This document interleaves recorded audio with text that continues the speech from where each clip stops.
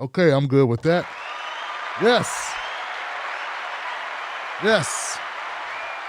We are here. Let's do this. All right. Yeah. Yeah. Oh, that's scene one. My bad. Try this. Okay. Okay, give it up for yourselves. Come on now, guys. What's going on? I know it is. Hello, everybody. My name is Tim Black. Welcome to the Tim Black Show. It's Monday, 29th? 30th now. This is for March 29th. How you doing? I'm the host of the show. It's the Tim Black Show that you're tuned into on Facebook, Twitter, and YouTube. I want to make sure my people can hear me out there in the YouTube world. YouTube, how y'all doing? Give it up for YouTube. The time out there in the spot. They're in the spot as usual. There, Dallas Taylor, Schultz 100, Murray Warren, Gerald Brown, Sound of the Times moderating with Anthony Lamont, Violet their Content Boutique, Circle Nation in the house.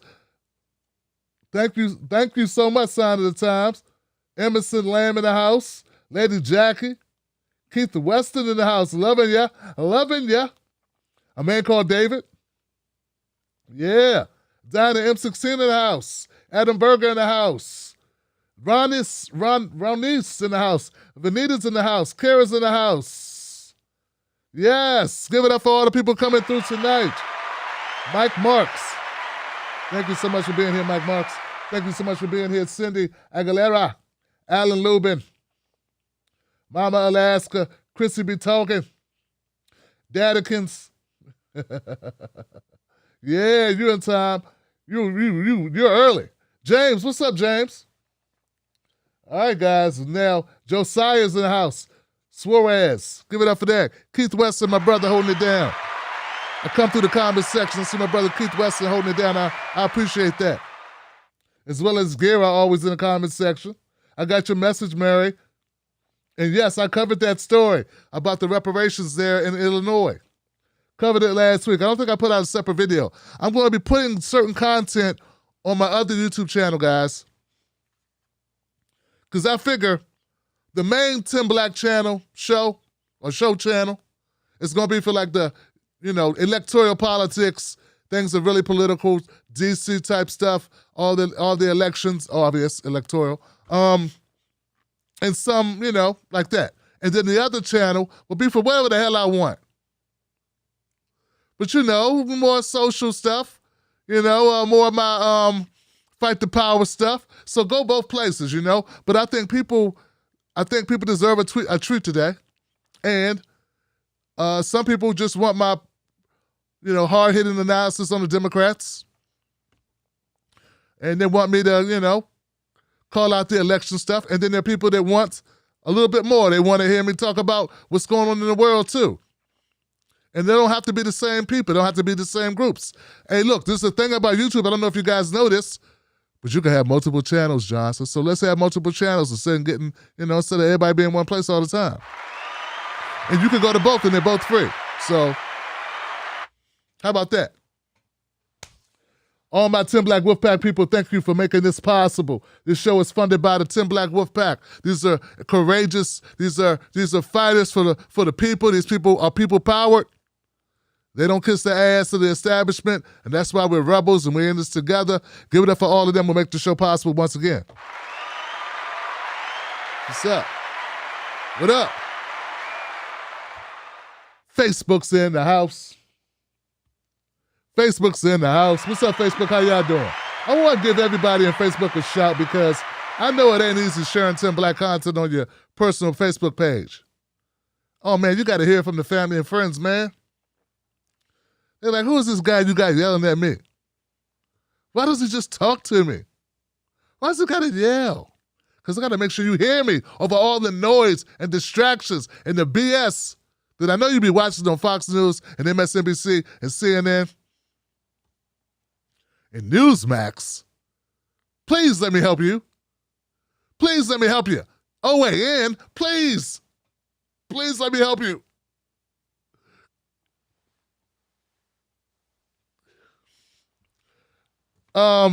If you need my help, seriously.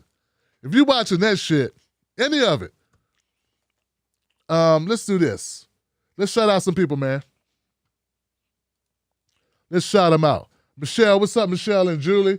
What's up, Shaquila, Jeffrey Denton, Nigel Green, Evan, Kitty Graham, Shaquila. That's it, Shaquila Thompson, my man Raleigh. I know that's not your real name, man, but thank you so much for sharing the show. Dolores in the house, Nicholas in the house. Did I shout out Michelle? I did get Michelle. Hey, Michelle. What's up, Michelle? Thank you guys for sharing. Sharing is caring. Corny as hell, ain't it? Sharing is caring. All right, guys. So I spent a large amount of my time today listening to and watching coverage of the Derek Chauvin murder case, murder trial. The trial kicked off today, and it begins, guys, with a gut-wrenching testimony from the prosecution. Some examination as well from both sides, I should say, as the defense interviewed a couple of witnesses as well on the stand. I just want to tell you guys, this is going to be an exercise in patience, anger management, self-control, and the ability to interact with others while being pissed off on the inside. This is something that we've had to master for quite some time, right? All of us. We had to master this thing where you can be mad as hell, man. Particularly black folks. You know what I'm talking about? We mad as hell on the inside. We got to go to work like nothing happened. Hi. I think white people got this too. That's why white people go postal. Because if you white in America, you can't get mad about nothing. You know, the rule is if you're white, you can't get mad about anything.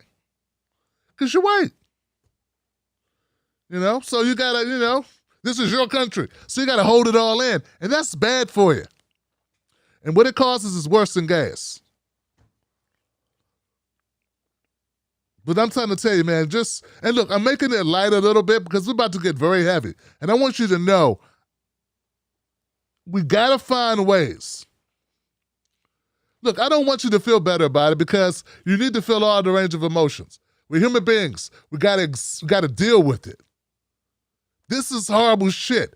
This trial is disgusting. Listen to what we gotta deal with and what the goals are here. This ain't MSNBC or CNN. I don't got time to play around with you. What you have is one side trying to hold a man accountable for killing another man. They didn't shoot George Floyd. They slowly choked the life out of this man. While 3 other cops stood by and played defense and assisted. While bystanders and onlookers pleaded with cops to stop. And they kept on, not for 8 minutes and 46 seconds, but for 9 minutes and 29 seconds. That's now the official count. That's what we have here. We have that. And on the other side, as Donald Trump would say, it's good people on both sides. On the other side, we have a defense team that wants to make you believe that a guy who had drugs in the system died slowly due to no fault of the police at all. That while he was begging for his life, that's what normally people do when they overdose. They beg for their lives for about 4 minutes, then they go silent and lose their posts while you continue to put your pressure on them. That is what we're faced with, folks. And I'm trying to tell you, this is horrific. If it's okay with you and you're fine with that, I don't want to be around you. Because you're either dead inside or totally aloof to the rest of the world.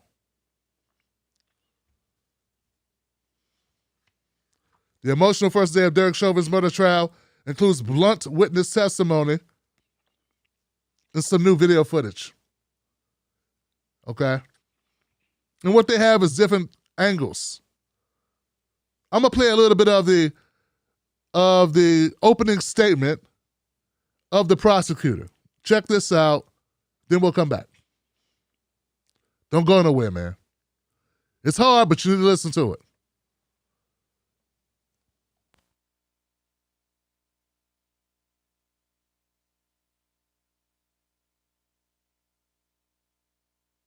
Y'all can't lie, they kind of fine.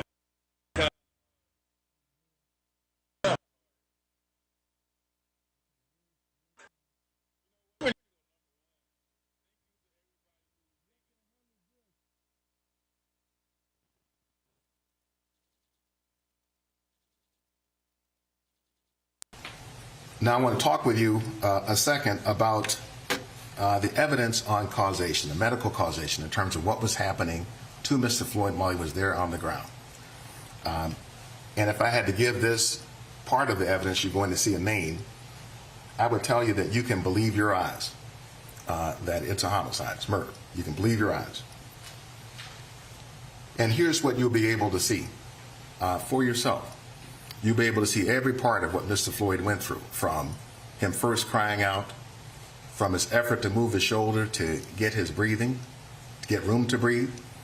You'll be able to hear his voice get deeper and heavier, his words further apart, his respiration more shallow.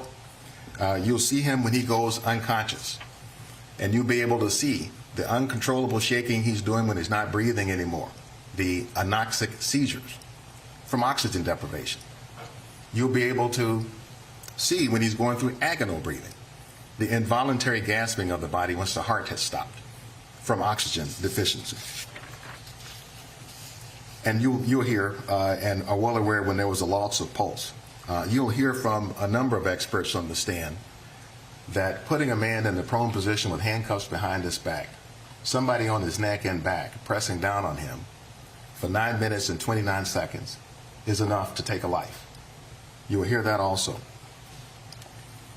You're also going to hear from other experts who will point to the significant evidence of the excessive force that was put on Mr. Floyd's body. You'll be able to see, ladies and gentlemen, the road rash on the shoulders from where he's been pressed into the pavement from the weight on top that stripped off layers of the skin. The same with respect to knuckles on his hand when he's pressing up trying to get room to breathe. The damage to his nose when he pressed his face into the pavement to try to get room to breathe, ladies and gentlemen. You will learn that the last 9 minutes and 29 seconds of Mr. Floyd's life, he was only alive for part of that period of time, but it matches the patterns of somebody who dies from an oxygen deficiencies. We'll be able to point to the video evidence. You'll be able to see for yourself. You're also going to hear and see certain evidence of what this was not. This was, for example, not a fatal heart event. This was not, for example, a heart attack. You will learn that there was no demonstrated injury whatsoever to Mr. Floyd's heart, as in a heart attack. You'll hear evidence that Mr. Floyd had an artery in his heart that was partially clogged. You will learn that there was no damage to Mr. Floyd's heart from an inadequate blood supply to his heart, that there was no clotting in his heart. You will learn that the medical examiner, when he was examining Mr. Floyd's heart after he had died, saw no injury, no evidence of heart injury, and it was so unremarkable he didn't even photograph the heart.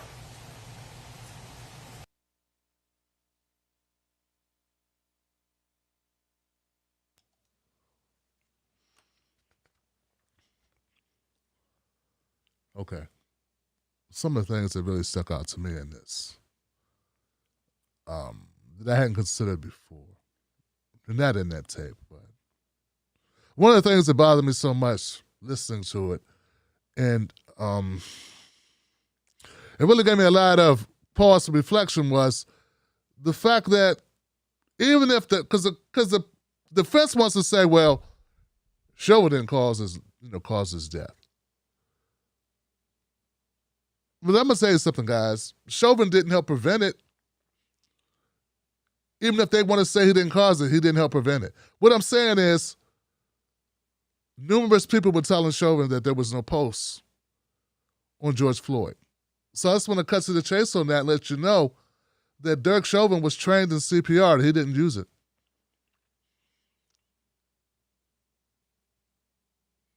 He was trained CPR. He didn't use it. He knew there was no pulse. He knew he'd stopped breathing, and he did nothing. So I just want to cut to that because there's going to be a lot of talk. People are going to be stringing this out and having lots of conversation. I believe it's going to come down to that. Because regardless of what the defense says at this point, if you're a police officer and you're arresting a man, and you have him handcuffed, and you have him in the prone position, and he blacks out, and you want to deny that you caused it, but if you're right there and there's 4 officers right there while he blacks out and you do nothing to render aid, nothing at all, except stay on top of him, even after you were told by fellow officers there's no pulse, folks, I think, and look, I'm not trying to get my hopes up high here. And I don't want to get your hopes up high. But I got a hard time understanding how Jory could come back with something different. Once again, this is a little bit different to me because this is not a case of someone being shot and you got a split second where somebody needs to make a decision. And we know our cops always hide behind that. It's always, oh, I had to make a decision. It was me or him. There's no me or him in this situation. This man is already in the care of the police officers. George Floyd was under control. George Floyd was handcuffed. George Floyd was in the prone position, laying on the concrete. All of this is arguable if that was excessive. I believe it was excessive. All of it was excessive. Don't get me wrong. What I'm saying is their usual denials won't work in this case. Or they should not work in this case. And even if we want to give all the usual denials to them, at the end of the day, that officer did not render aid to that person whom they had completely under control. It's going to take a hell of a bigoted juror, a hell of a faulty prosecution to get around the fact that Derek Chauvin and 3 other officers sat there and watched a man die and aided in his death. Doesn't matter what their intentions were. Their intentions were to apply that pressure that assisted and contributed to his death. And then they rendered no aid whatsoever. The prosecutor, Jerry W. Blackwell, drew a line with the actions prosecutors say Chauvin intentionally took when detaining Floyd to his death. He also showed the video of the bystanders pleading. Now, we all know the film. We all know the actual footage that we're seeing where the numerous people who were just going about minding their business, who didn't know George Floyd, who stopped and pleaded and begged and argued and called 911 on the officers. There were citizens who didn't know George, white, black, Latino, young, old, male, female, that called the cops because of what they were seeing.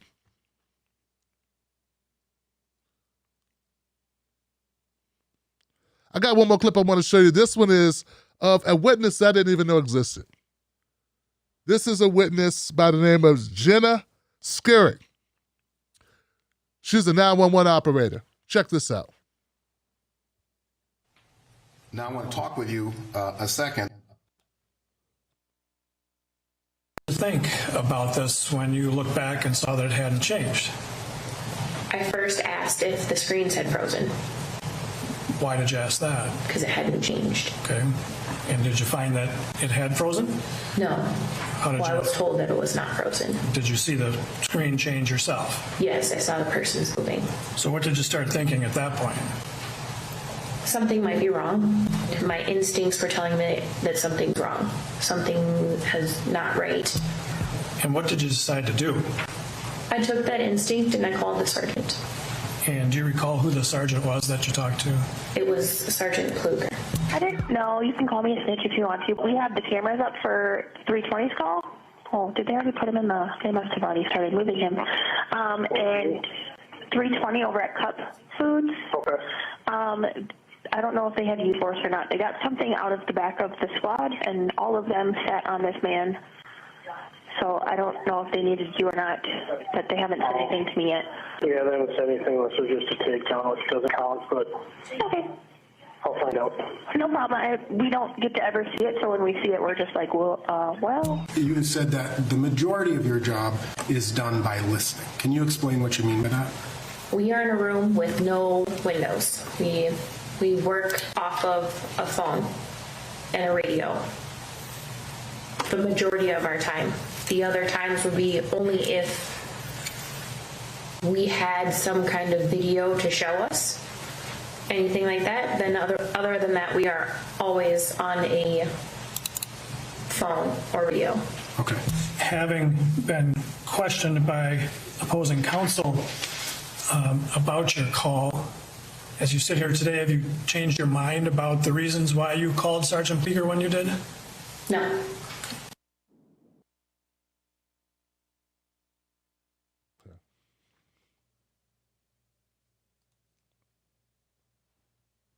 All right. Okay. So something happened in this case that I've never seen happen before. The 911 dispatcher, or one of the 911 dispatchers, Miss Scary, she could see what was happening on that street due to a camera that was set up adjacent to where they were pinning down George Floyd. And what she saw was so disturbing to her. Once again, she didn't know George Floyd. But what she saw was so disturbing, she called her supervisor.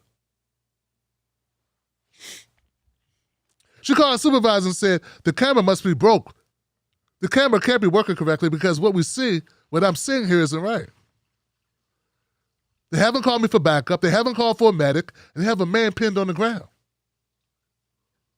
And it's been minutes. And they're just sitting there with all their weight on top of this man. Now, I would like to believe that 911 operators are part of the law enforcement community. I think they are. I think they would like to be considered as such. They aid police officers in going to scenes of a crime and catching bad guys and bad women. Bad people, Johnson.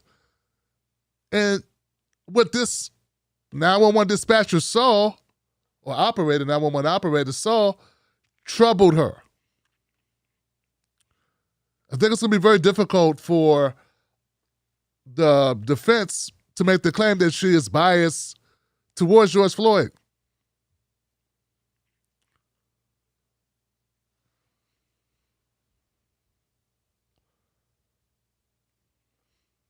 After a lunch break, prosecutors called Jenna Scurry to the stand to establish how other trained first responders saw Chauvin's actions against Floyd.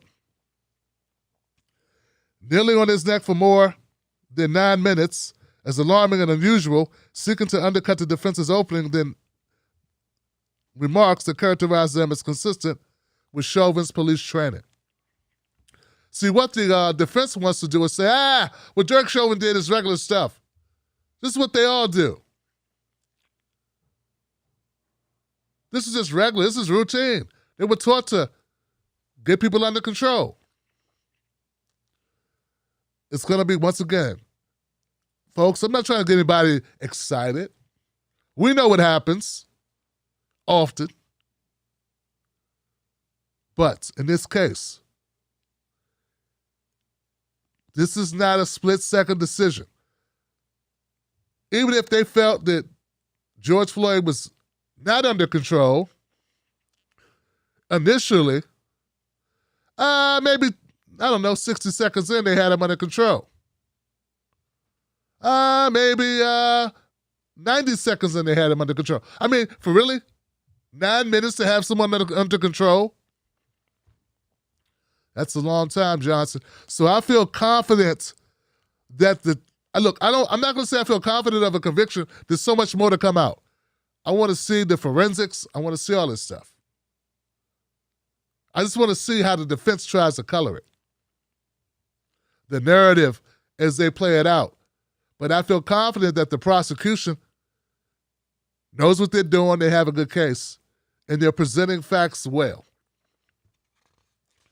One of those bystanders who stopped what he was doing and didn't know George Floyd from a wet can of paint, who said, hey, what you guys doing is wrong. Why are you doing that? Was Donald Williams. Now, Donald Williams took a stand and gave an account of the physical technique Chauvin used on Floyd while pinning him to the ground. See, Donald Williams not only is an eyewitness, but he's also an MMA fighter. For years, trained in holds and grapples, as well as a licensed security guard who's been through police training.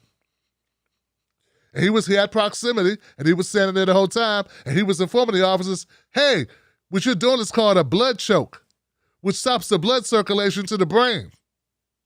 I know, because we're taught not to do it. And you've been doing it for several minutes, and the man is no longer moving. I think his testimony is rock solid.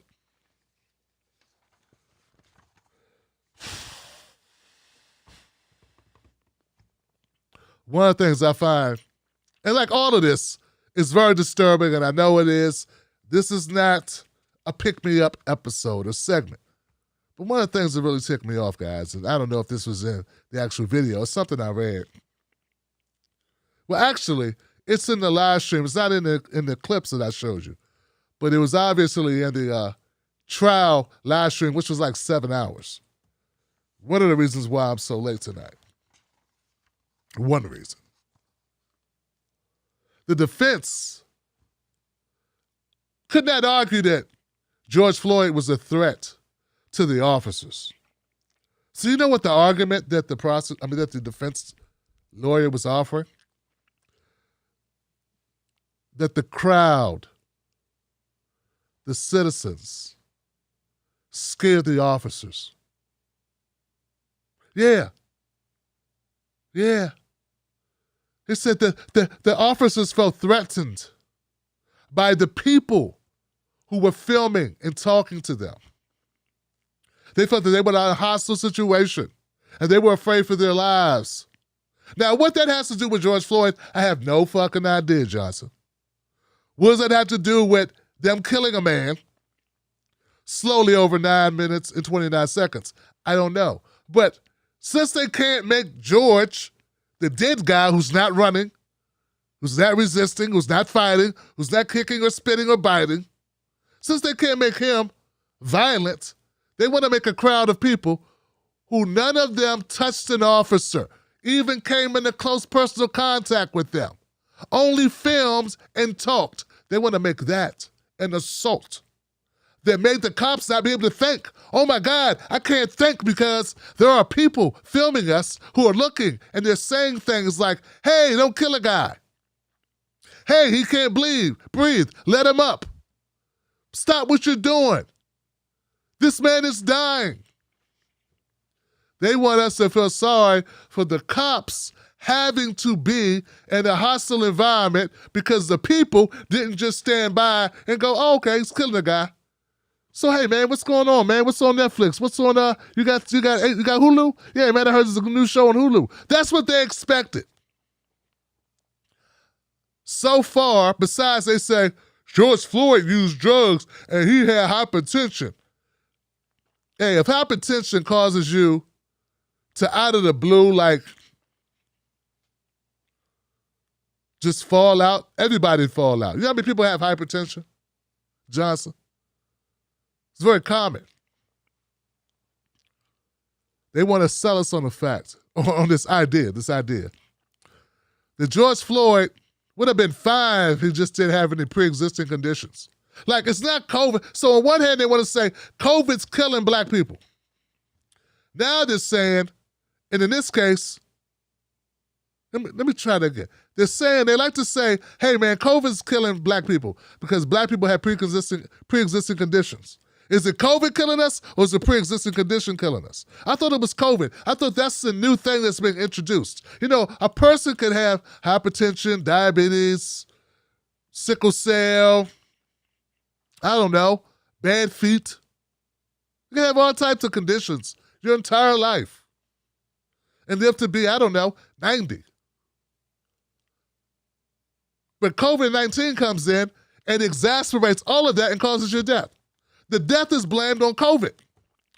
But not with Derek Chauvin. Derek Chauvin could come into George Floyd's life, uninvited actually, and George Floyd have conditions, and Derek Chauvin and the other officers, let's not leave those bastards out. Let's not leave them out, Johnson. They can lay hands upon a man, hold him down.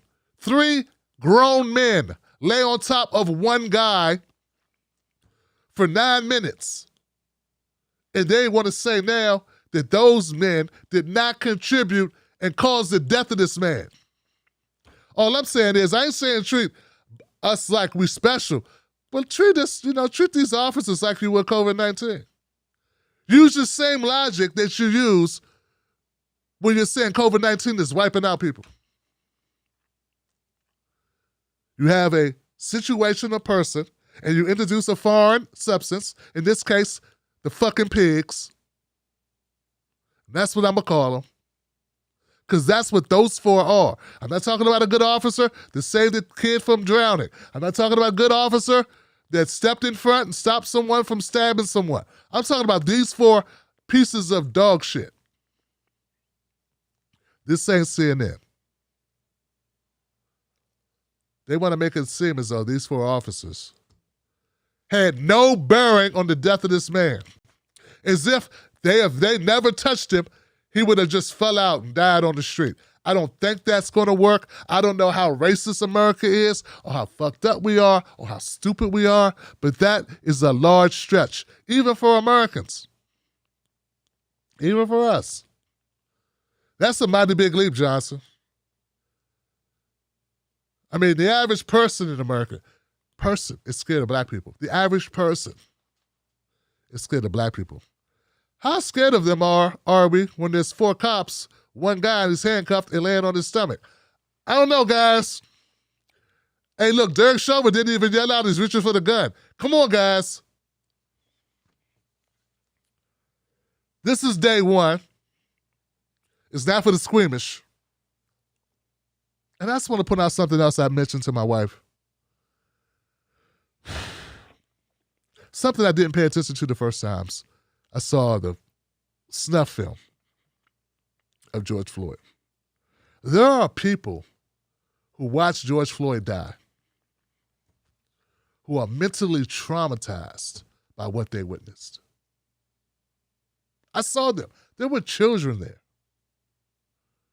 who had to be taken away, bawling in tears from witnessing a man killed on the street by cops as they begged the cops to stop. This is a defining moment in America, folks. I hope we pass this test. Next, we'll be talking about another test that we're suffering with. That's if it's bad to keep children in concentration camps under Republicans and Democrats.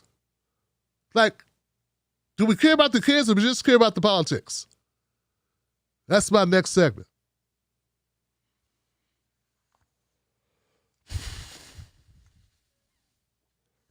All right, guys, we're going to go to the next one.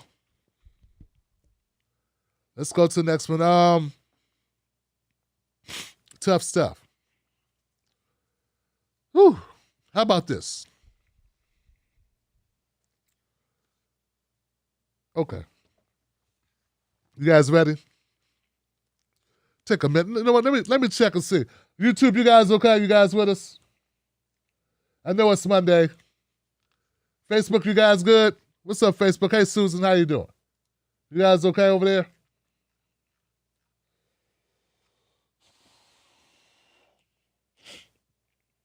Yeah. Yeah, Chrissy, it's tough, man. Chrissy B. Talker said it's like we need a breather, Johnson. I don't even have a button I could play for this, man.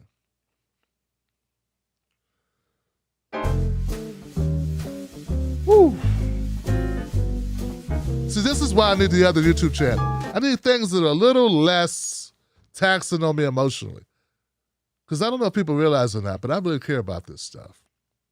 I really care about our elections. I really care about Medicare for all. I really care about black folks getting killed by cops. I care about white people getting killed by cops. I wish more white people cared about it too. I'm gonna make you care, damn it. Because you should. And until white people are fed a steady dose of what's happening to them, and they're able to see, hey, hold on a second. Oh, whoa, whoa, whoa, whoa. That's when some more change is going to come, right? Because people need to know, man. They killed Tony Temple the same way. Like, I think of the story of Tony Temple, by the way, guys. Tony Temple, young white guy who was killed by cops, they lied to his mother, too. They told her they found him in a ditch. They got footage of doing the same thing to Tony Temple that they did to George Floyd. He died quicker. They threw him on the side of the road.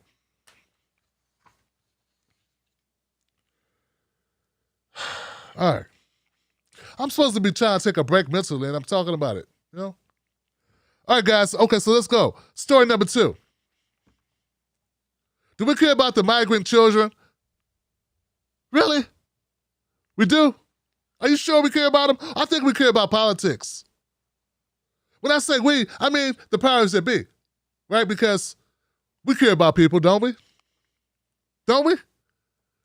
I would like to ask the Democrats, do you really care about the children or do you care about the politics? It's a fair question.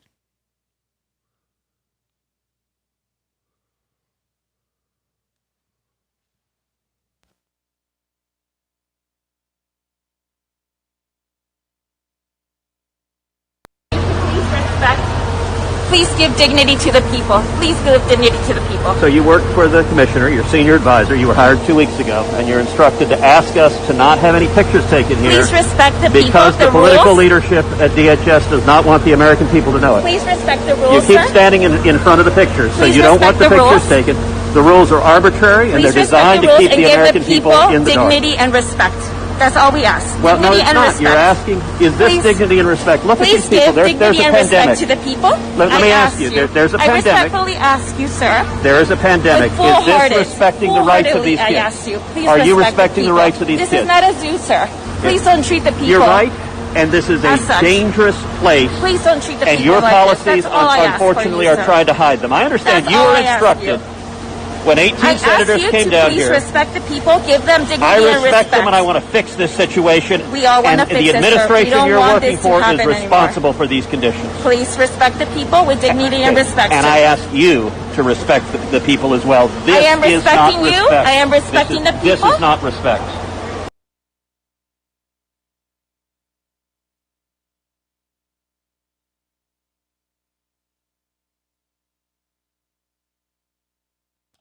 Okay. And so that was footage taken from the Texas Detention Center. I think it's called the Donna Center. Okay, so as we all know, Joe Biden's been on the hot seats for several weeks about the children in cages. Oh, let me show you this, because I don't think people usually refer to it this way, but I think they should.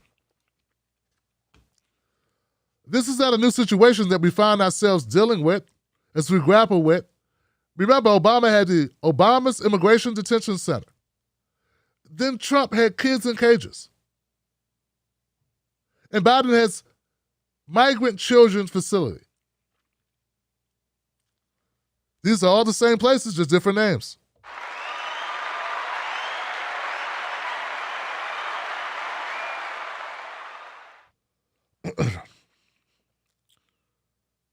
President Joe Biden's administration is still grappling with the influx of immigrants, migrants, unaccompanied minors. We have so many titles. So many titles for these young people. They're sleeping on mats under foil blankets, separated in groups by plastic partitions. Administration officials have refused to call a detention of more than 15,000 children in U.S. custody or the condition they're living under a crisis.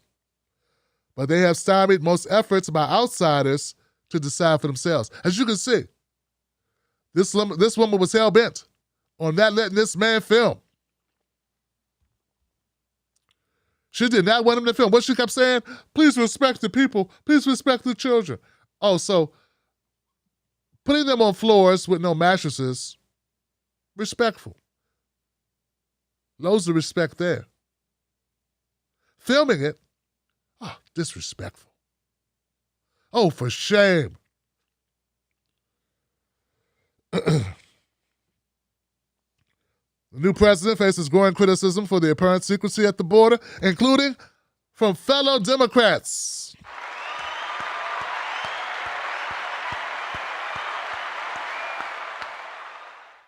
Yeah, the fellow Democrats giving Biden shit for this.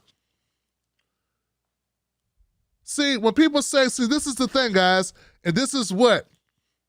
Yes, we got some horrible Democrats who lie like rugs. Lie better than Republicans. But you know what? You know what's also true? We got some Democrats a lot better than Republicans too, because I remember when it was Trump, nobody on Republican side said a damn thing, Johnson. Oh no, Tim's not just bashing the Democrats. No, I'm bashing them. But I'm going to keep it 100 as well. And I want to tell you that there are some Democrats who be calling Biden out on this shit. I don't recall many Republicans, if any. I can't think of one. Maybe somebody knows one. Please submit it in the comment section. Who were the Republicans calling Trump out for the children in cages or children in whatever they want to call it? And yes, I know the framing was wrong. They called it cages under Trump. Under Obama, it was immigration facilities. And under Biden, it's migration child facilities. I understand. I get it. Forget the name of it. How many members of the Republican Party who are sitting senators or congresspeople were calling out Trump and holding him accountable and saying, Trump, you got to fix this shit now. This is unacceptable. How many? How many?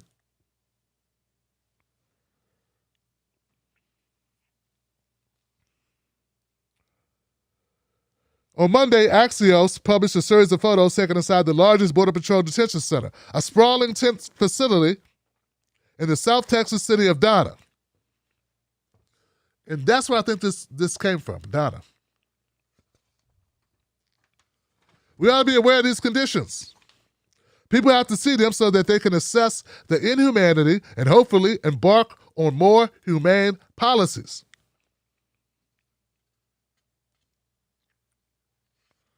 Biden has kept in place a Trump-era public health order and expelled thousands of immigrant adults and families, but he's declined to expel immigrant children without a parent after a federal appeals court in January cleared the way for him to do so.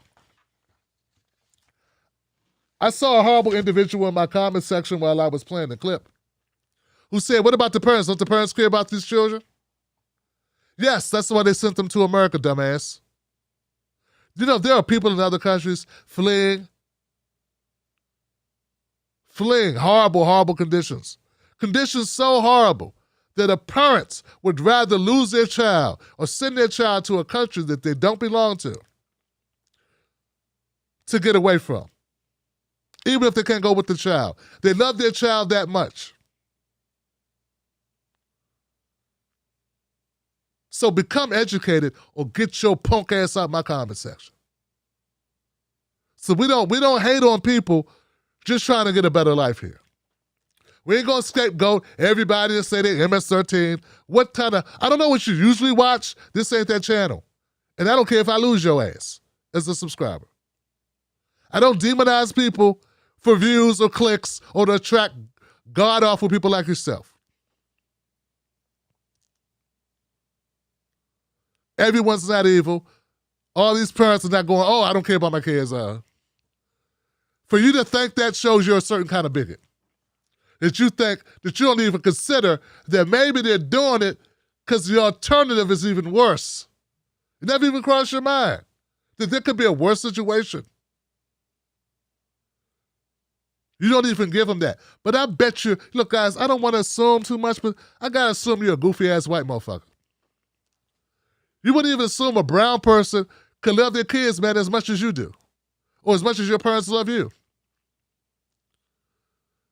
I know if I could give my children a better life, and I could not come with them, I would have to make that decision that I want them to have a better life, if at all possible. That's what I can imagine a parent could make that hard decision if they really had to.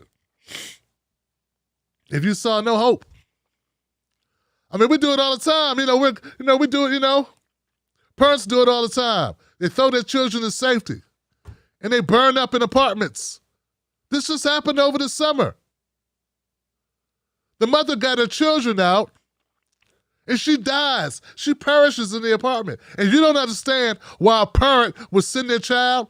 Did mom know the child would survive the drop from the apartment into the hands of the guy down there? No, she didn't know, but she had to try.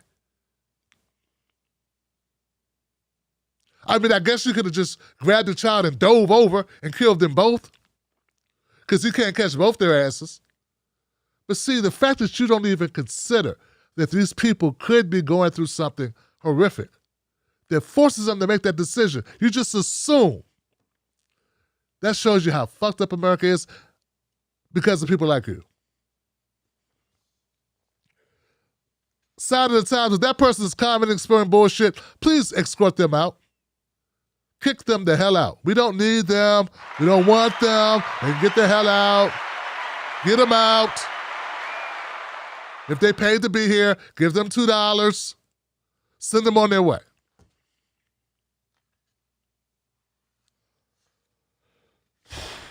Back to this, guys. What I don't like is how they framed it. And here's the thing. This is a kick in the ass for the Democrat Party. And that's what happens when you're part of a gang. You get labeled with the gang. The gang does something, you look bad too, because you're in the group. That's why it's hard to be in a group, Johnson. But here's the thing. It's a bad situation. It just is. But you got to get out in front of it and own it and solve it. Mr. That's why you elected me, because I saw problems. I get in there. I saw problems. Well, get in there and solve the problem. Take some of that bond money and put together some facilities for these kids. That's what you got to do. You have no choice. You can't treat people worse than you treat dogs. At least you shouldn't be able to.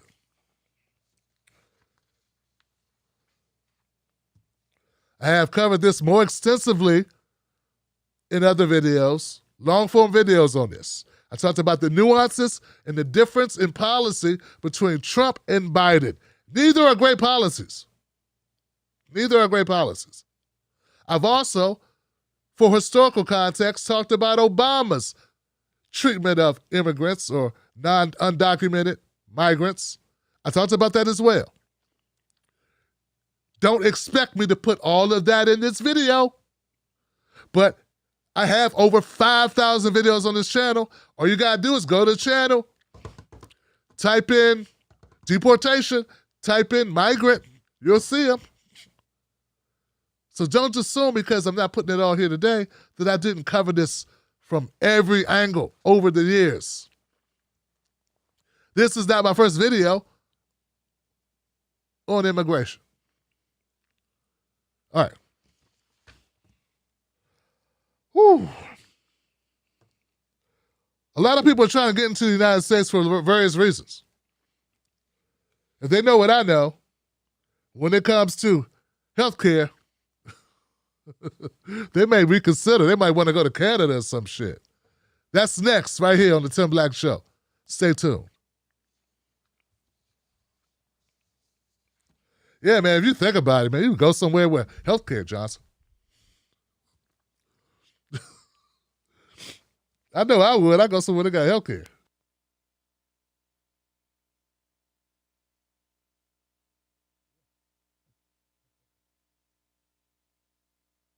And what do we have?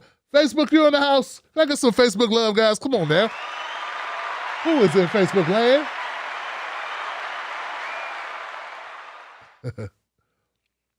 My YouTube people, if you're watching, if you're not a member of the show, please join the Tim Black Wolfpack. Only way I'm able to do this is because of you. We about to go to town on the ass. Ride with me through this segment. If you like this segment, let me know. Become a member. That's all. Buy me a cup of coffee. Become a member. What do you get for that? Besides a warm feeling that you're part of a great community, a growing community that is actually about some shit. Besides that, you get every video, every show, a link to every show and every video that I ever put out.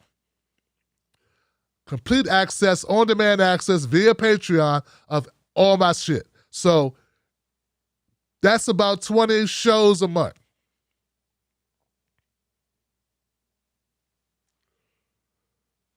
It's 4 shows a week. 20 shows a month, plus bonus content. Just saying, it's a pretty good deal. Pretty good deal. All right.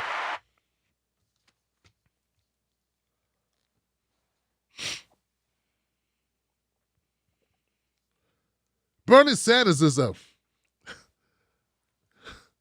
he may not be president, but he sure is making his power be known, ain't he? Man, I know Joe Biden just wants to push Bernie down a flight of stairs, but Joe would have to be able to climb those stairs and push him down the stairs. You understand what I'm saying? I don't want to see nobody fall down those stairs, man.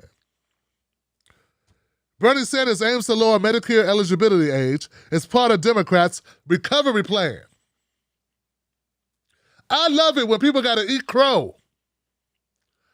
Look, I recently ate crow because I think I should have been harder on AOC. I didn't say cancel her. I cancel subscriptions to cable subscriptions and bad apps. I don't cancel people. Okay? But I could have been a little bit harder on her. So I'm starting to get a little bit harder on her. Got to hold her accountable. I know you don't want me to, but I got to. Got to do it. Got to do it, Johnson. That goes for every politician. They're not my friends. They work for me. That the right attitude? Back to Bernie Sanders. Bernie Sanders is fighting a good fight. And I would like for people who were giving him total shit to start respecting what he's doing. Senator Sanders wants to include an expansion of Medicare eligibility as part of the economic recovery package Democrats aim to pass this year.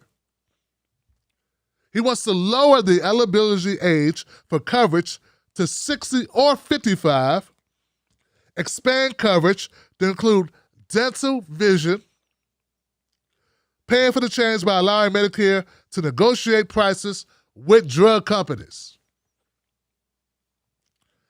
Democrats will likely pass part of all of their massive infrastructure and recovery package through budget reconciliation. This avoids the dreaded filibuster. That means they only need 50 votes, plus Kamala.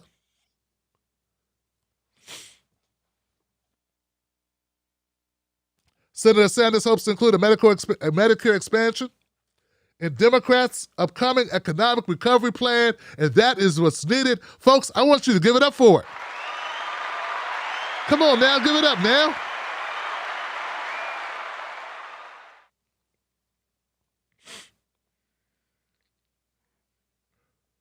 Now, the GOP hates these programs.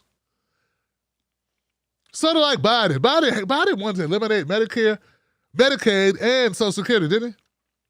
Or he wanted to cut him, right? That's what he wanted to do. For the life of me, I always wondered how Jim Clyburn was able to sell out to all the black folks in South Carolina. I know Joe. Joe knows us. He wants to cut your Social Security and your Medicare, and he tried to cut your Medicaid and Social Security for several decades. But you should still vote for him because he didn't mean it.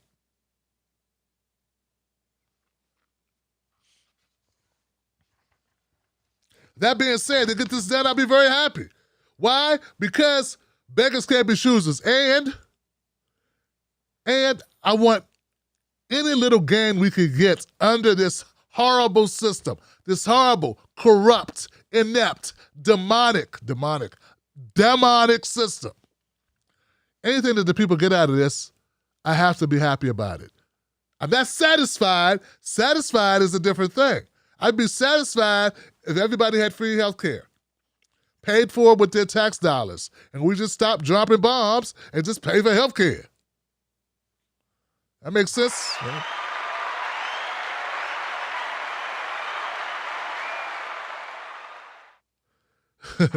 I saw a quote today, Rand Paul, some shitty-ass comment like, once you take state health care, once you have that, then you might as well admit that the government owns your body. Yeah? Libertarian bullshit. I think that was Ron Paul. It's one of the Pauls. Hey, Paul! They already own you. That's what your Social Security number means, jackass. Give us health care and shut up. Always with some lame excuse. Oh, yeah, well.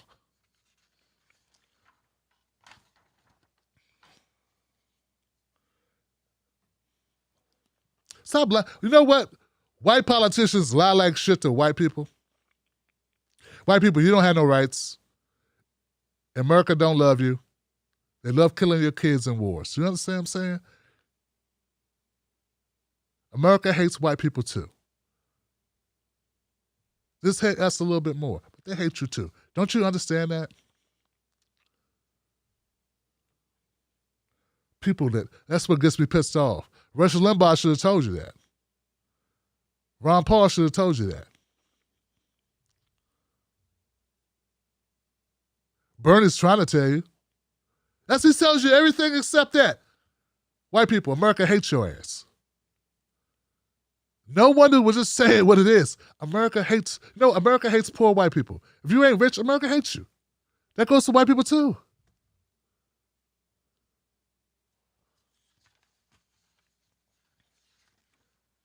And any white senator or congressperson who won't tell poor white people that is a traitor to his own people. He's a traitor to all of us in this country, all his brothers and sisters. But he's a traitor to his own people. Because they could lie to the most. Black people are under no delusions. Most black people over, 20. Because there's some dumb young people out here. They buy into some dumb young black people buy into some bullshit. There's some dummies, heads in the sky. Stop looking at things racially. Just dumb. They don't know. Their parents didn't teach them.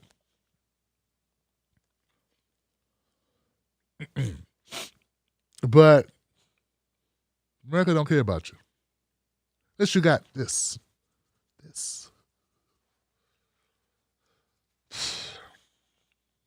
They love sinning. But most black people are smart enough to know that America don't care about them.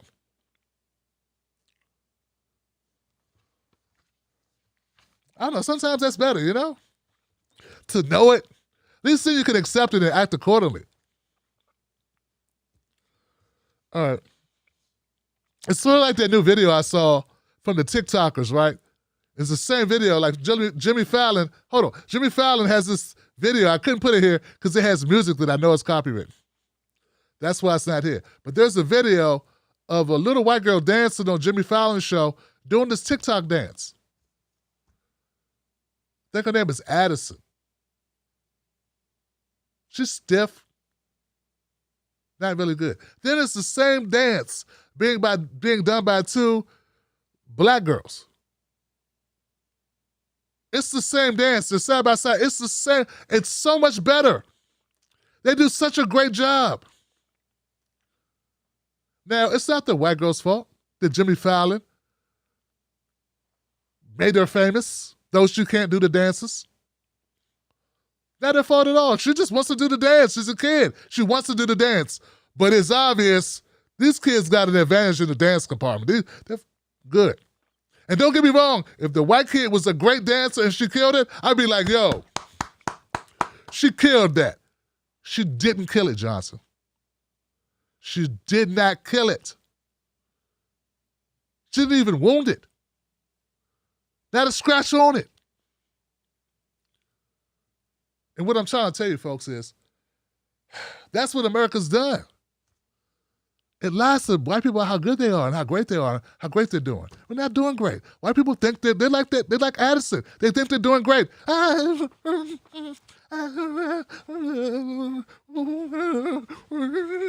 They think they're doing something. She thinks she's on fire. And people in the audience are, woo! Yay! Jimmy's like, yay! And all the black people are like,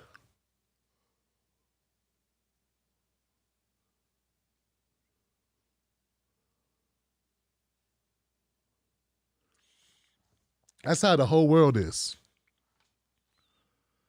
I mean, well, you know, the westernized world that are doing better in all those categories we suck at. That's how they're looking at you. They're looking at America like black people look at the white girl doing it there. They're going, this is not good. These stinky Americans, this is not good. This is not good. Why do you let them not give you health care? Why do you pay for school so much? Why so much for school? It's just books. Why you die from disease? You have medicine. What good is medicine? Because you have the Netflix? Trade in Netflix, get health care. All right, sorry. Thank you, Bernie Sanders, for doing the damn thing. I know there's others who won't be humble and say, hey, I was wrong. Thank God we got Bernie lighting fire under that ass. I know they can't do that because only I can be humble and say, hey, I effed up. Sorry, my bad. This is horrible. Should have been better. But thank God we got a Bernie Sanders pushing Biden. You think Biden wants Bernie talking shit? No, he doesn't, Johnson. I know it's not what you would do if you were in a situation. You would be bold too, right? You wouldn't cower to authority, to the most powerful person supposedly in the United States, besides the millionaires and billionaires, the multi-billionaires, multi-millionaires, the millionaires and the billionaires. Okay. One more. Now, this is another Bernie. This is Bernie part 2. Yeah, Bernie's killing it. So don't be mad. Don't hate. Don't hate. If there was another senator killing it like this, I'll report them. If you have another senator who's killing it, let me know who they are and what they're doing. Because this is great. Bernie Sanders, he triggered Jeff Bezos. He triggered Jeff Bezos. Jeff Bezos is a multi-billionaire. He's triggered by the poor guy. Poor senator. All right, so let's go to this.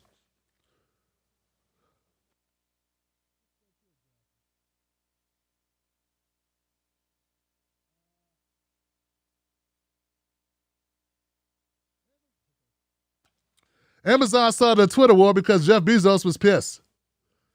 Snarky tweets targeted Bernie Sanders and Elizabeth Warren came after the CEO told executives they weren't pushing back hard enough on critics. Yeah, Bezos is catching shit because, well, he's Bezos and he runs a sweatshop. People love what Amazon does, but they hate what Amazon does. Now, Bezos wants to blame somebody besides Bezos. Bezos is full of beeswax. So,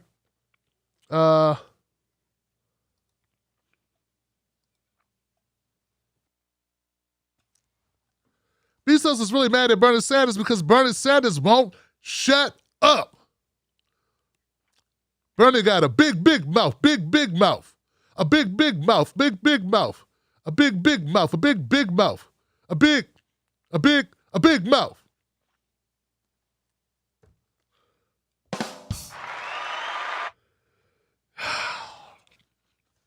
That was considered hip hop back in the day. Here we go, guys. This is why Jeff Bezos hates Bernie Sanders. Here goes Bernie Sanders and Amazon workers fighting for them to unionize. Check him out with Killer Mike dropping the elbow Johnson.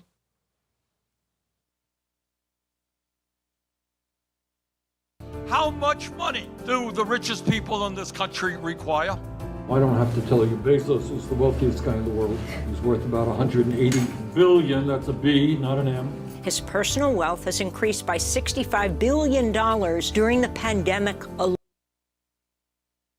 How much money do the richest people in this country require? I don't have to tell you, Bezos is the wealthiest guy in the world. He's worth about $180 billion. That's a B, not an M. His personal wealth has increased by $65 billion during the pandemic alone. Don't tell me you want to make an economic investment in my community and then you come pay me fast food wages. You don't want an economic investment. You want to use me like an indentured servant to enrich the richest man in the world. The goal of Amazon is to get as much productivity out of us for as little compensation as possible. We're working for the richest man in the world, and employees not get paid what they deserve. And I'm very proud of the wages that we pay. Amazon is trying to hide behind a fig leaf of giving $15 an hour, but that wage rate is actually below what unionized warehouses in the area are providing workers. It's also below the median wage in Alabama. I asked my supervisor, how often do you get raises? And she said, well, you know, it pretty much taps out like where you're at. They're starting you at 15 usually, but it's slow to move up. Is that what I'm hearing? I asked the question in the union busting class. Can you explain to us when is the top out? He said in 3 years. Okay, we're starting at $15 now, so in 3 years we'll be making a little below $17. In 10, 20 years, you may be still making less than $17 an hour. This country belongs to all of us, not just a handful of billionaires. A union will give us leverage of our own. The union is coming. We will be there. When I, look around at the facility, the heat we work in, the corners that they cut, the lack of accountability, I understand why he's so rich. They say to Mr. Bezos, why, when you have so much money, more money that can be spent in a million lifetimes, why are you spending millions trying to defeat an effort on the part of workers here who want nothing more than decent wages, decent benefits, decent working conditions?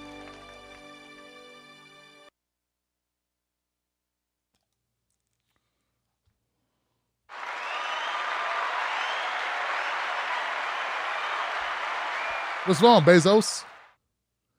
What's going on, man? I thought that was pretty, What's wrong? Why does that hurt your feelings? Why is that ticking you off, man? One of those people that don't want to accept reality, huh? Bezos not used to poor people telling him what to do. Speaking up for themselves, making suggestions, making demands, giving ultimatums. Oh, these peasants.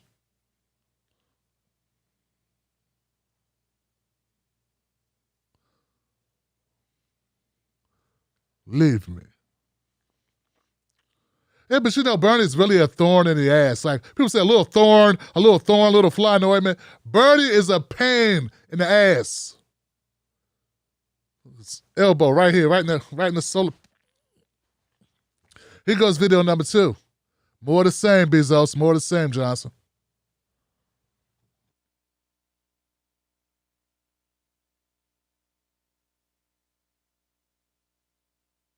The reason that Amazon is putting so much energy to try to defeat you is they know that if you succeed here, it will spread all over this country. And I just had a few minutes to chat with some of you about the heat. It's too hot. It's too hot. I get messages on my computer saying, do not touch the fan, do not turn the fan on. We do have air. They're just not using it. The fact that when you get a 30-minute break, it takes you 10 minutes to get to the break station and 10 minutes back. They explained to me that working in this facility is like a 10-hour workout. The way that we work is meant to mentally break you down. A man who's worth $150 billion who will not provide air conditioning, who penalizes people for being a minute late. If you're 1 minute late, it takes a whole hour of unpaid time. Is that right? You lose your whole hour if you're 5 minutes late or 1 minute late? all the Amazons around the world going through the same thing. Think about a woman having a heart attack and falling out behind you because she's so hot and tired. There's this older woman who was stationed next to me one night. Woman had passed out. She passed out. Well, she had a heart attack. It's time for us to start taking a stand and stand together and fight. There's no leadership. There's no communication. With the union coming in, I think they'll be held accountable. The way I feel about it is that they feel like we're just a means to an end, nothing more. If you're alone trying to stand up to Jeff Bezos and Amazon, you ain't gonna get very much. But when you're together, standing up together, you can sit down and say, working conditions are not adequate. Wages are not adequate. Birmingham, Alabama, if you pull this off here, believe me, workers all over this country are going to be saying, if these people in Alabama could take on the wealthiest guy in the world, we can do it as well.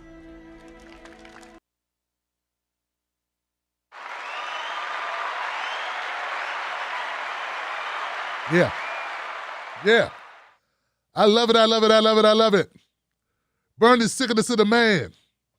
Bernie is sick of this to the man. And don't you love it when Killer Mike rocks the mic like that, man? I think he's totally in his element when he does that, man. Totally in his element. You know what I'm saying? So, I know we ain't friends. You don't give a shit about Tim Black, but I appreciate, I can recognize skill. The way to move the crowd, man, definitely speak truth to power. Now, Bernie Sanders, man, his work is penetrating, and I love the fact he's focused on issues. He's like, okay, I didn't get elected. Okay, what else can I do? Not sitting around licking his wounds. He's on to pushing, fighting for the people. He don't have to. He doesn't get extra money by being there. He's going to win the election in Vermont unless he doesn't want to be there anymore. So he's doing it for the people. Anybody doubt that he's doing this for the people? I hope not. He's also very effective, and one way you know he's effective is the responses he started getting. As Bezos was pushing his employees to have his back. Ain't that something when you got to push them to have your back? I didn't push you guys to have my back, you just had my back. That's because I'm not an asshole like Bezos. Look at this. This is crazy. Look at this.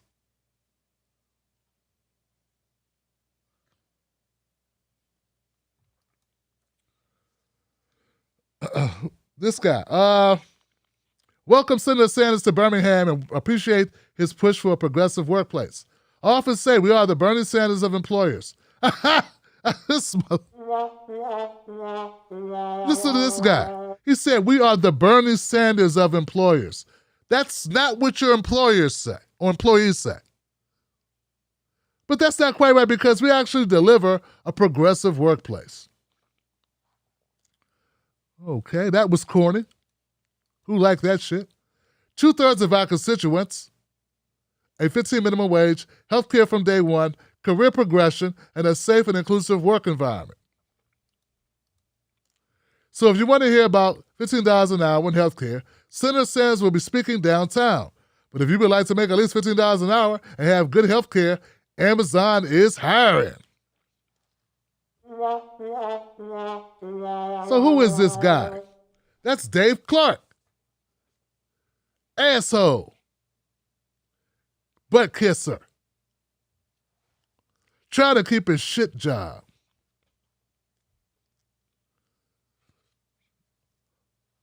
Now, for more information, here we go. The snarky tweets targeting Bernie Sanders and Elizabeth Warren kept coming. That was the CEO who told executives, Jeff Bezos told his executives they weren't doing enough. So that's why this guy, Clark, comes out of the woodwork with some corny-ass zingers. They weren't really zingers. They were like wingers.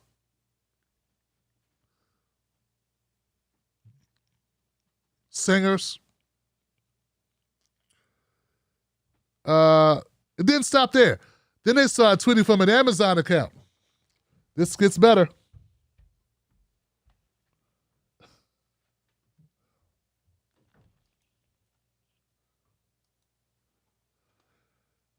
Representative Mark Pocan was taking a punch at them. Pay your workers $15 an hour doesn't make you a progressive workplace when your union busts and make workers urinate in water bottles.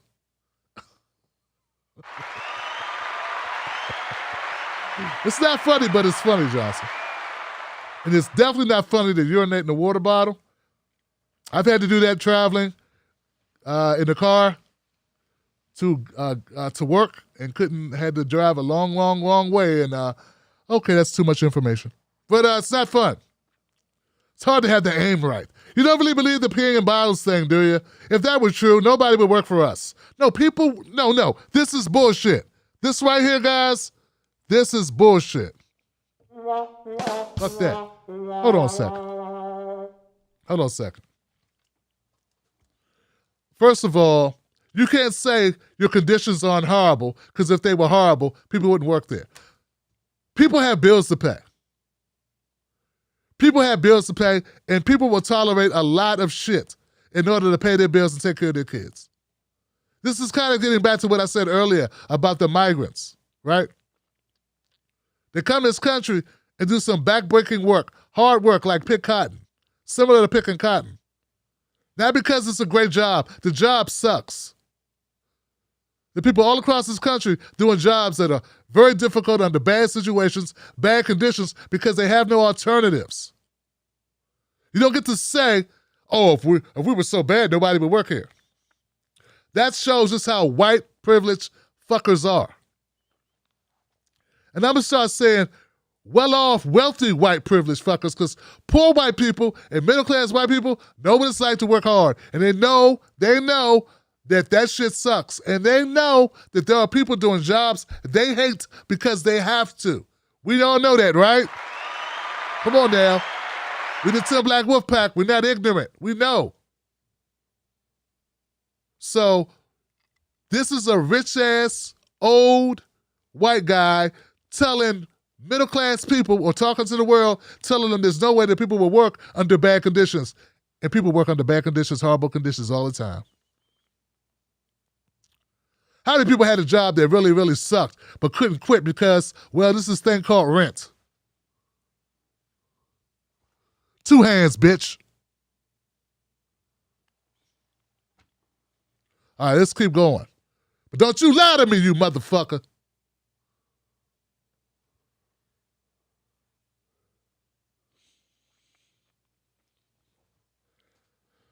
The truth is that we have 1 million incredible employees around the world who are proud of what they do, have great wages and health care from day one. If it's so great, why are they complaining? Look, no one wants to unionize. Who's happy? You fucker. Man, I don't want to belabor the point, guys. I guess I got to, man. I got to say it. Who's saying this? Who are the people talking about this? Look, no one. No one is doing well who's so happy. If you're happy, you don't leave, right? Come on, guys. If you're happy, you don't leave. How many people in a happy marriage can't wait to leave? Show of hands. Who's in a happy marriage who can't just going, I can't wait to leave? What's wrong? Oh, nothing. I'm happy as hell. We get along all the time. I just want to leave because, I got nothing else to do. No, there's reasons. Can we at least accept that there are reasons why people want to form a union in Amazon? They want to form a union because it's fun to form unions. No, you got to pay dues for unions, asshole. Union membership is not free.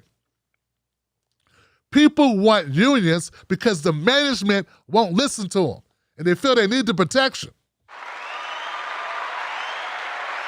They need someone to advocate for them. And you're not respecting them. If you respected the employees felt they were being treated well, nobody would want to unionize. That's the whole point. Okay? Okay? Sally?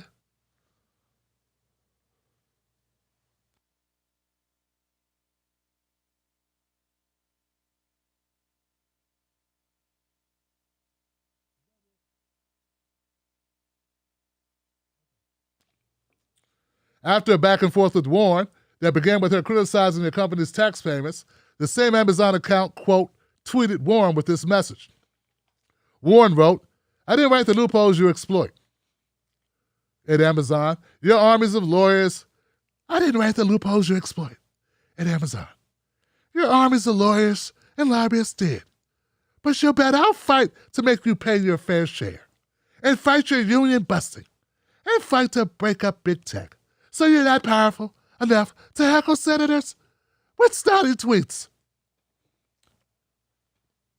I betcha. His response was, oh, this is extraordinary and revealing. One of the most powerful politicians in the U.S. just said she's going to break up an American company so that they can't criticize her anymore.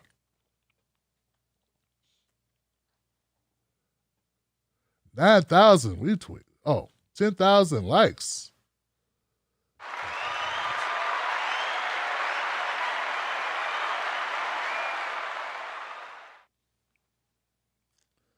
I'd like to know who were the morons who thought that they want to support the Amazon guy. I guess these employees from employee accounts going, hey, don't fire me.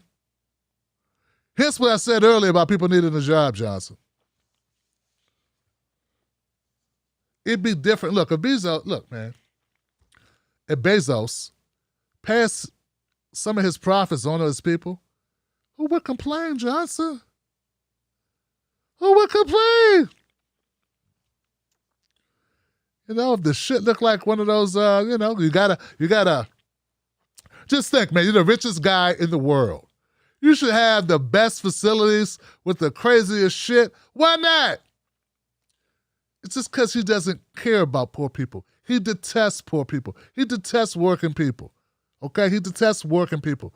Because if you were just so rich, there's no way you could ever go broke if you lived to be 1,000, right? And you're just good. And your kids are good. And that your kids are good, okay? That's how rich Bezos is, right? If you could have companies all across the globe, wouldn't it be the bomb shit? You know I would. I have a swimming pool in that joint, cafeteria with all free food, freaking sun booth and a tattoo parlor and a massage place. And I mean, I would just have a campus-like situation. It'd be like a campus/amusement park. People wouldn't want to go home. I'd be like, Susan, you got to go home. Your shift's over. Do I have to? This is fucking great. But that's just me, man. Because I'm not a scumbag, blood-leeching, ungrateful, dehumanizing piece of pond scum. I'm not a jackass. I'm not a people-hating,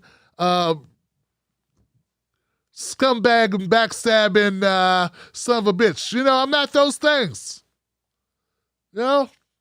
I'm not a soulless ghost of a person, a degenerate, habitual line-stepping. I'm not that, I know, Hitler-esque motherfucker. I'm not this guy, okay? So that's what I do. With all, all the money in the world,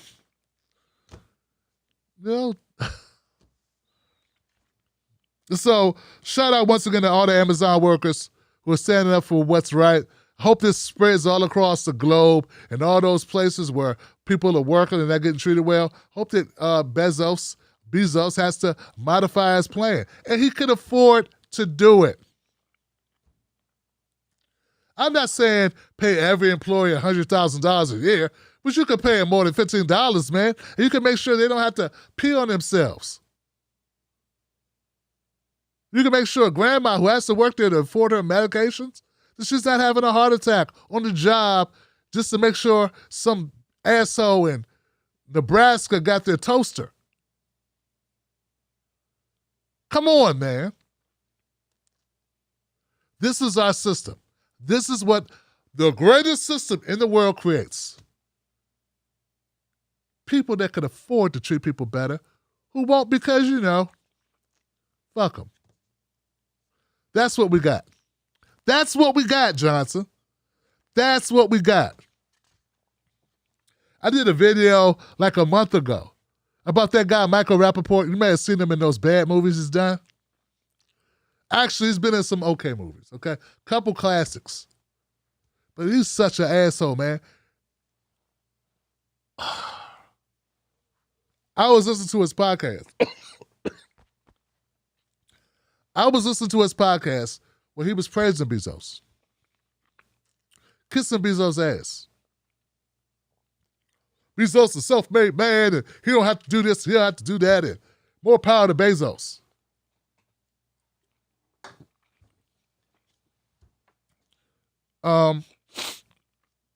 Guys, I'm just wondering. Why do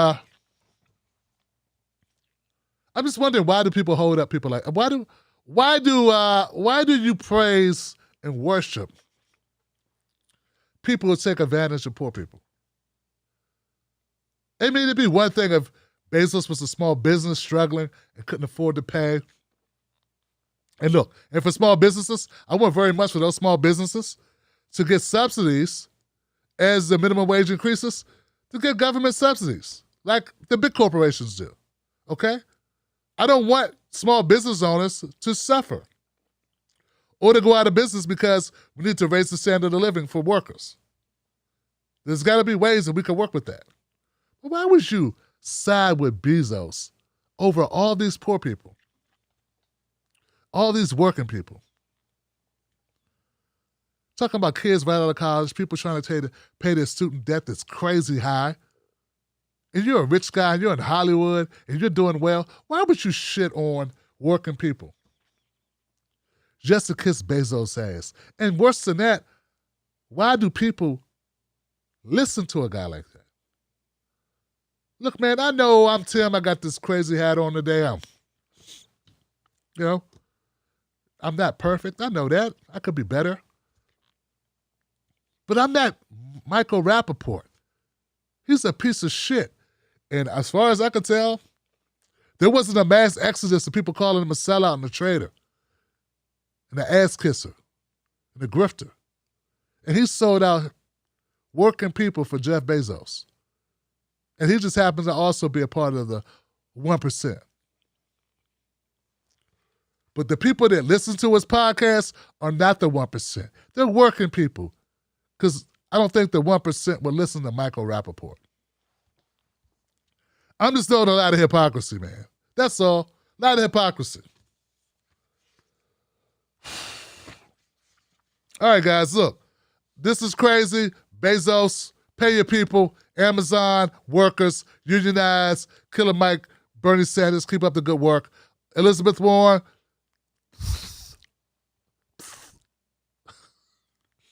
no, I'm serious. Elizabeth Warren, thank you for chiming in. Hold their feet to the fire, goddammit. I'm still mad at Elizabeth Warren, but I'm more happy and I'm more supportive and I'm more, as angry as I am with Elizabeth Warren or disappointed with her, I am still very much in support of people getting a fair shake in this country. And if Elizabeth Warren does that, if she helps do that, then I appreciate it. Doesn't mean I vote for her. Doesn't mean I think she's great. Doesn't mean I'm donating to her. I'm just saying, keep the job up.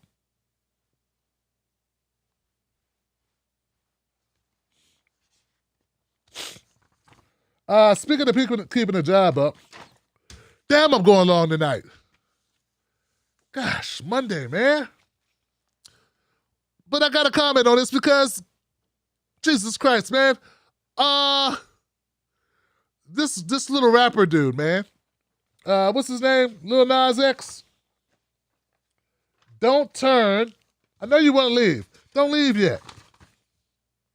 Don't leave yet, Johnson. Listen to this, man. This guy right here. This guy right here. This guy right here.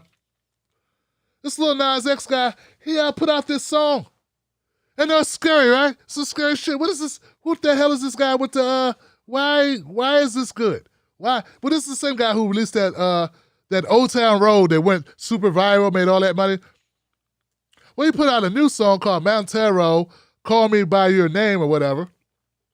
and he's like dancing with the devil or something. He's like giving the devil a lap dance, and he's got these new shoes that got blood in them, and he's making this splash. And people are freaking out because he's like kissing guys, and we already know he's gay, so we thought he did. That's what he does. When gay people, like gay men kiss guys, that's what that means.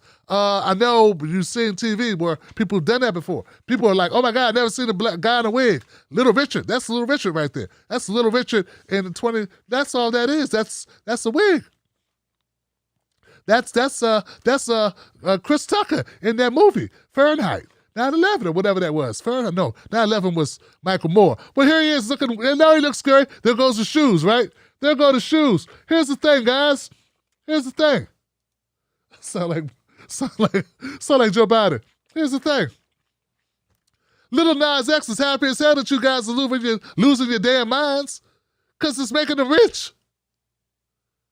He's happy. He's like, yeah. Yo, man. Yeah. I knew it would work. I knew this shit would work again. I can't believe. First I got the Rednecks, man, when I did the country song.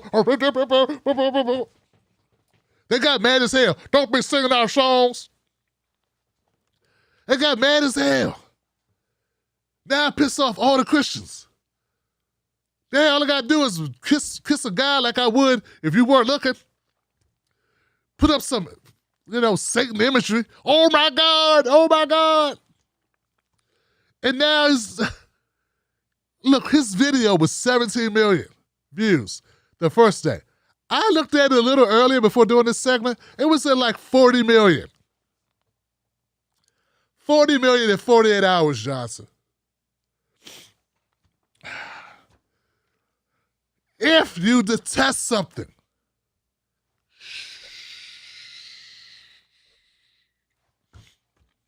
yeah, that's what you got to do. You have to shut up. If you hate something, don't talk about it. Don't watch it. Don't look at it. Don't talk about it. But instead, what do people do? I can't stand this. This is garbage. I hate this. I'm going to send this. Look at this.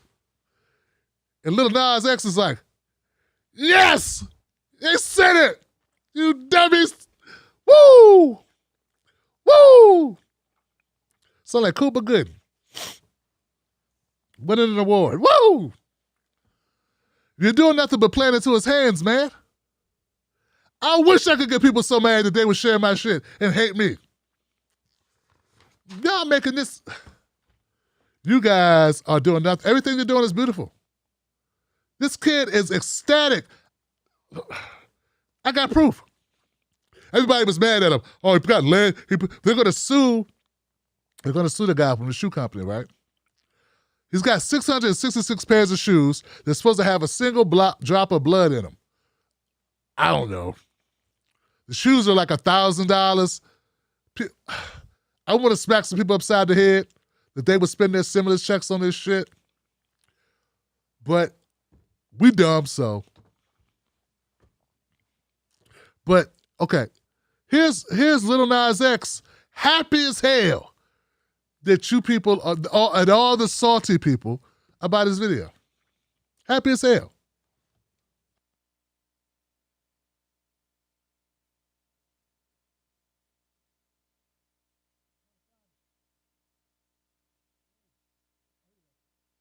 Here we go, Johnson. So many screens. Y'all can't lie, they kind of fire. Kind of hard. Kind of hard. You know what? We're finna go number one. Thank you to everybody who's hating, everybody who's pissed off. Thank you so much. My second number one song is coming. Thank you. All right. All right. Look, it's not about if you like it. It's not about if you like it or if you agree with it or if it's against your religion or whatever it is. What I'm telling you is you are playing into his hands. This is how he wins.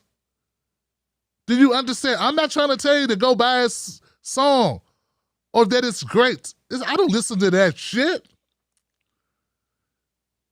I listen to like old school hip hop and R&B and soul and jazz and shit like that. I don't listen to that, but I'm old. Okay, it's not my thing, Johnson. I don't think I'm his target demographic anyway. Okay, but this is the thing: you are helping him. You are helping him. So I'm just wondering, where's the logic? Where's the logic when you hate something so bad, you make the person a multimillionaire in the process? I hate you so much, I'm going to make you successful. I know I got some prudes in the audience. I know I do. I know I got some prudes in the audience.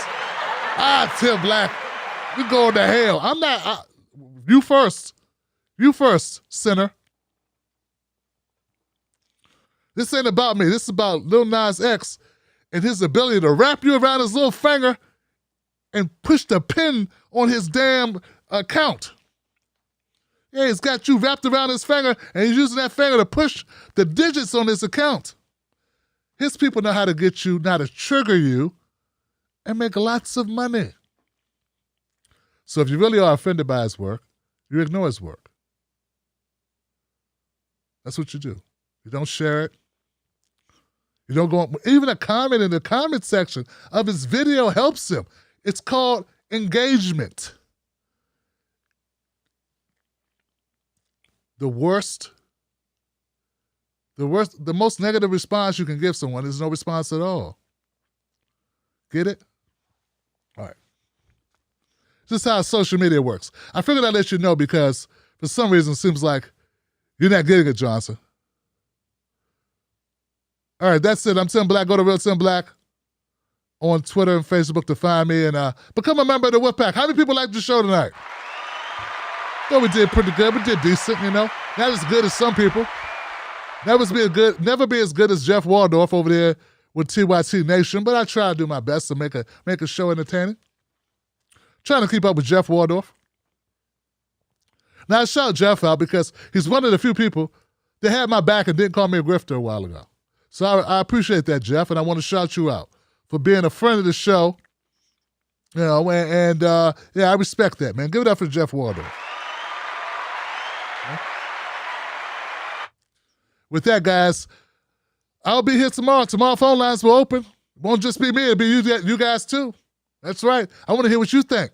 I want to hear your opinions. That's right. That's what's great about this show. So be here tomorrow, 11 p.m. Eastern Standard Time for the Tim Black Show. Chime in, be about it. I do my best to be earlier tomorrow at 11 p.m. Eastern Standard Time. I got nothing but love for you. And remember, don't let nobody take your cornbread and sprinkle some facts on them.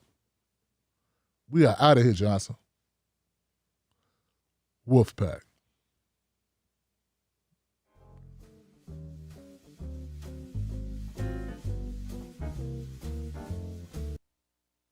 Tim Black.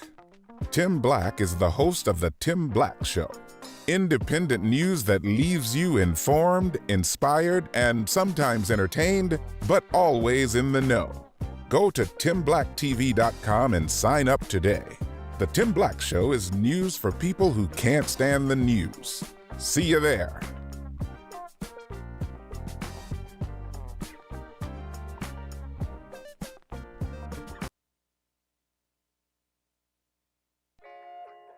Let me ask you something. Do they know us? When I say they, I mean the talking heads on cable news. Do they know you? I mean, they talk about the world as if it's a sport. They play political games, report on our pain, rack our brain to feed the stock exchange, but do they know us? Do they know what we care about? Nope. They're too far away. They can't see us. They can't feel us. They can't relate to us. See, when you want to know what's going on in your world, trust someone who lives in your world.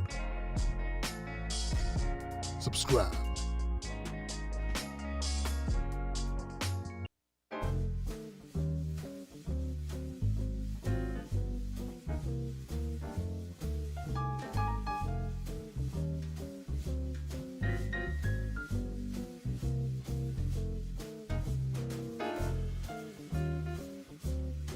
I didn't realize I had super chats. I forgot about my super chats. My bad, super chats. Roger Meadows, remember when Hannity and O'Reilly kept doing week-long yearly segments on spring break? Can you believe what your children are doing? Rewind the tape, Johnson.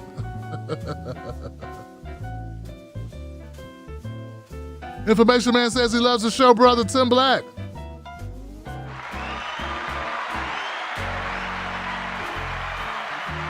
Thank you, my brother. Damn. Went so long, I forgot I had super chats, man.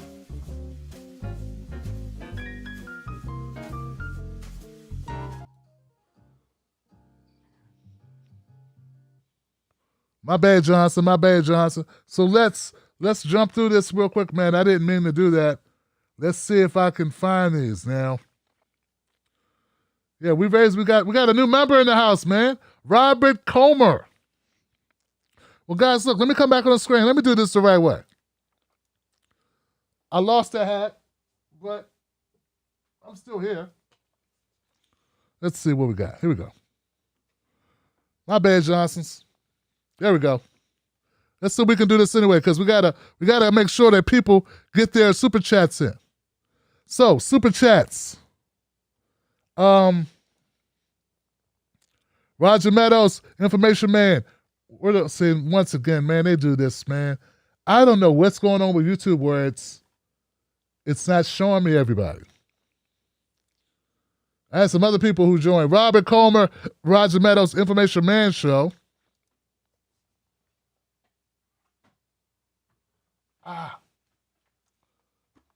Damn it. Let's try this. Let's go to calendar. Only way I can do this is go into the calendar, Johnson. It's been doing this where it disappears my super chats.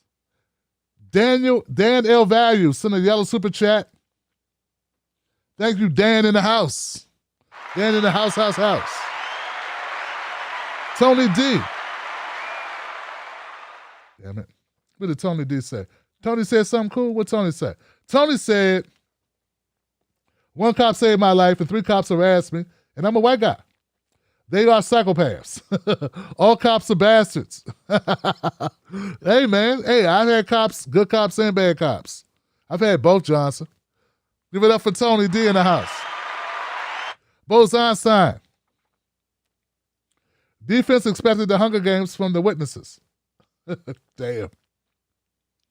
It's tough, Johnson. It's tough. Mike Maximus. Tim is back. Keep speaking the truth. We got to be able to criticize our own or nothing will change. That's all, Johnson. You know, man, you know what it is? Sometimes I think I'm more powerful than I am. I'm just a player in the symphony. I'm not going to sink a good person. A good person is going to rise, right? It's not, just I get in my head sometimes and think I want to help, but I also got to just speak truth to power for my people, man. Can't overthink it. Like my man B says, cooking with B, don't overcook it. Don't overtalk it. Hey, these parties only care when opposite party is in the White House. Under Trump, AOC was down at the border. GOP, nowhere to be found. Now opposite. Abolish all parties. Roger Meadows. Roger going to start live streaming from his car soon. Roger Meadows says, HR 6422, National Infrastructure Bank, a.k.a. U.S. Pub Bank. Okay. Our taxes pay for your health care. Senator Paul, so does the government. Matter of fact, the taxpayer owns your body. There goes a good one, Johnson. Remember when Hannity and O'Reilly kept doing a week-long yearly segments on spring break? Can you believe what your children are doing? Rewind the tape, Joss. That's still good. That's a good one. I forgot about those segments. I bet you know those black people regret not voting for Bernie now, Johnson. Hillary and Joe, please. Hey, guys. I'm glad you guys stuck around because I hate missing people's comments, man. I really do. If every state offered a government jobs guarantee starting at $40 an hour, giving a public alternative to Amazon, it would force them to improve working conditions. Give it up for Roger. And once again, Information Man says, love the show, brother, Tim Black. All right, brothers and sisters, all the Wolfpack people in the house. We do it. We did it. It's a great show. Went a little long tonight. I don't usually like going this long on Mondays, but I think we did some good. Remember, come back tomorrow. The show continues. Peace, Wolfpack. Now I can go.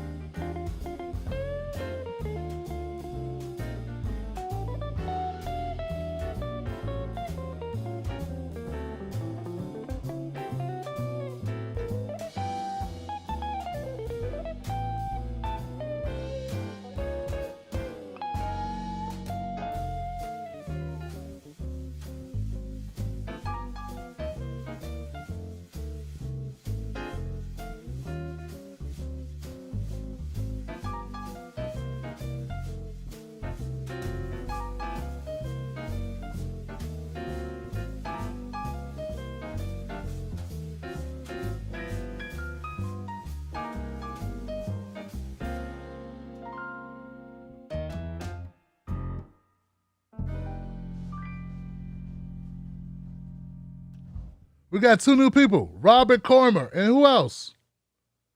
Who's the second person, man? This sucks, man. You know what? I'm pissed off. It's not my fault, Johnsons.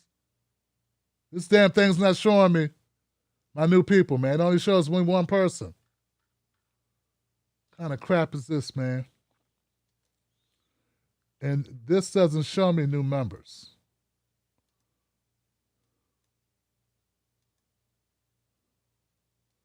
Damn it.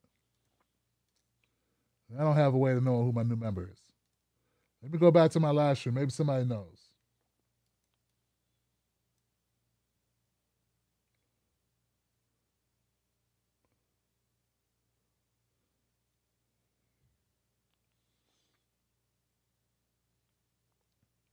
Good night, Gara. Good night, Keith. Good night, Schulte. Good night, Kelly M. Good night, Gary. I appreciate you. I appreciate you, Robert. I'm Alaska in the house. Kim. Mike Walker.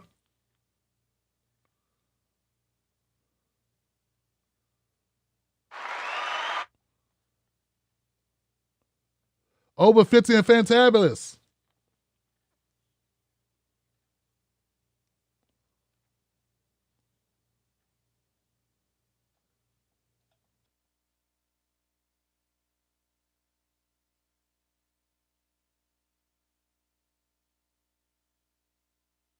Thanks, Facebook.